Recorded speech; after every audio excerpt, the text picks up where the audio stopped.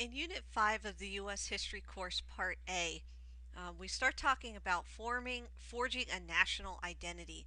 The first part of the unit talks a lot about the Reform era, a time period in which people were trying to improve some of the problems in society that were developing due to the rapid change that was going on in the country.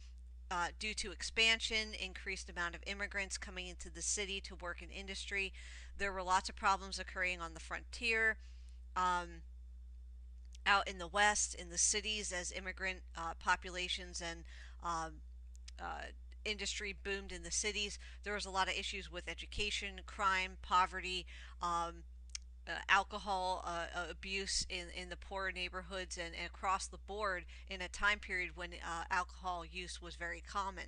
So basically, during this time period, people were trying to pretty much make improvements upon the problems that they were seeing in society. And that's where we start with lesson 501, seeking perfection.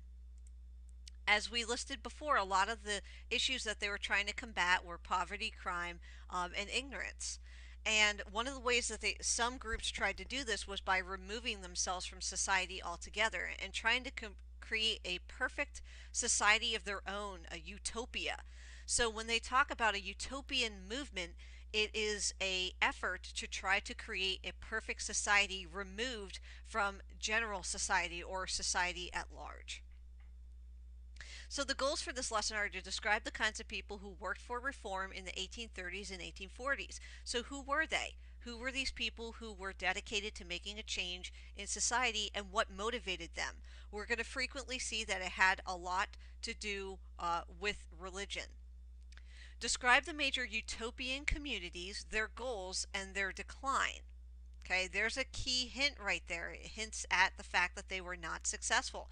Describe these communities, their goals, and their decline. So, as you read about this in your textbook and on the lesson slides, you have to be looking for why they failed. What were they trying to do? Maybe even take down some notes about who their leaders were. And speaking of leaders, our third goal for the lesson is to identify the leaders of major reform movements of the early 19th century. So not only do you need to know what the reform movements were, you need to know what their goals were, who led those reform movements, and whether or not they succeeded. Those are going to be important things for you to know. Your reading for this lesson is based on pages 328 to 341. There is a reading guide for this lesson. And you will get the reading guide over here on slide 4. You can download that. Okay. Now there is an additional profile American Reformer activity sheet here. You are welcome to complete that. Neither the reading guide or the profile American Reformer sheet are graded activities. This was originally connected to the checkpoint for 501, but if you see in my view here, there's a little star next to the checkpoint. On your view, you're not even going to be able to see that. I've removed it from the grade book. So if you continue through the lesson and you see a reminder for a checkpoint and there's none there, please don't panic. I took the checkpoint out for this one. Okay, so you're going to go through and do your reading and complete the reading guide. Now let's take a look at your reading pages for this lesson. Your reading starts at the beginning of the chapter on page 330, An Age of Reform. Remember, you see your key questions here that usually appear in your reading guide. And we start talking about the religious movement that had a lot to do with kicking off this interest in reform and solving society's problems. It was something called the Second Great Awakening. You guys might remember the First Great Awakening from earlier in our course. If you do remember, you might recall that the First Great Awakening was a religious movement that was based on finding salvation in God personally, and it didn't have a lot to do with what denomination or what church you were involved in. Okay, so it had to do with going to God for saving, and that you could be saved if you went to God sincerely looking for that grace, looking for saving grace. Now, this idea, this increased interest in religion and looking for an answer from society's ever increasing problems as the country developed and grew and started to experience big changes, led the reform movement. So, you're going to learn a little bit about the Second Great Awakening some of the religious groups that were predominant during the time, like the Quakers and the Unitarians. You are also going to learn about the Mormons, who just developed their church in 1823, um, when the founder of their church had an experience that led him to begin the Mormon faith. So you're going to read about the Quakers, Unitarians, and Mormons.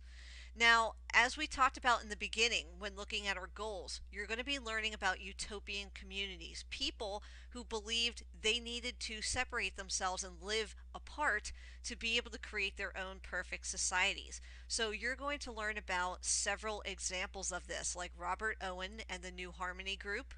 You'll also look at Fourier's Phalanx on Brook Farm, the Shakers at the Oneida Perfectionists. Okay, the Shakers and Oneida Perfectionists. Now remember, these groups did not succeed. So as you're actually reading through these examples, try to identify what their goals were and then tell me why they didn't succeed, what happened to them.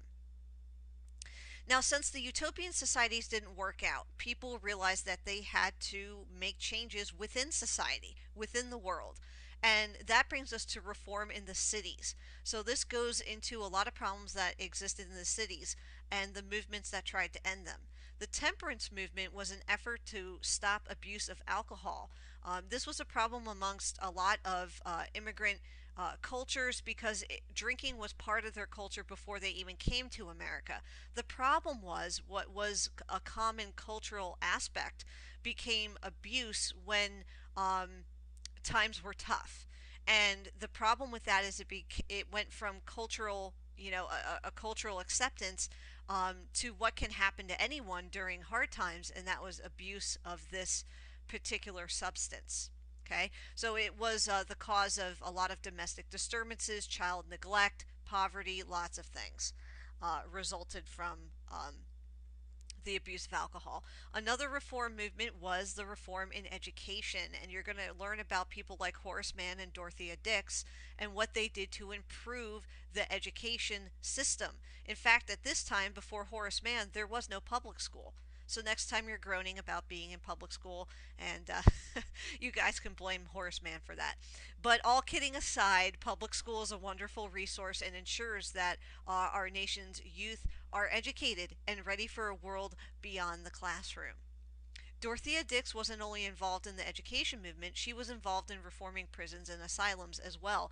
There's Dorothea Dix all the way on the right hand page here on 341 at the top. So you're going to learn about what she did to help improve the treatment of individuals in prisons and asylums. Remember, mental illness during this day was a problem that people wanted to hide and get rid of. So a lot of times, people who were crazy were accused of crimes, rightfully or wrongfully, depending on what the situation was. They were accused of a crime or got into trouble because of their illness and were put into prison and not given any kind of real legitimate treatment. By the time you get to page 942, you're dealing with abolitionism.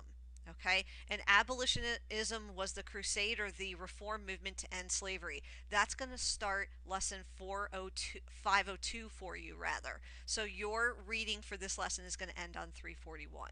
Okay, please remember that while you're reading, to complete the reading guide, it's very important to do that. There are no shortcuts in this.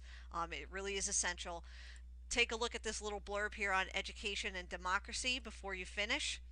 And please remember that when you get to the end here, the checkpoint reminder, you do not have to do that. I have removed it from the course for you.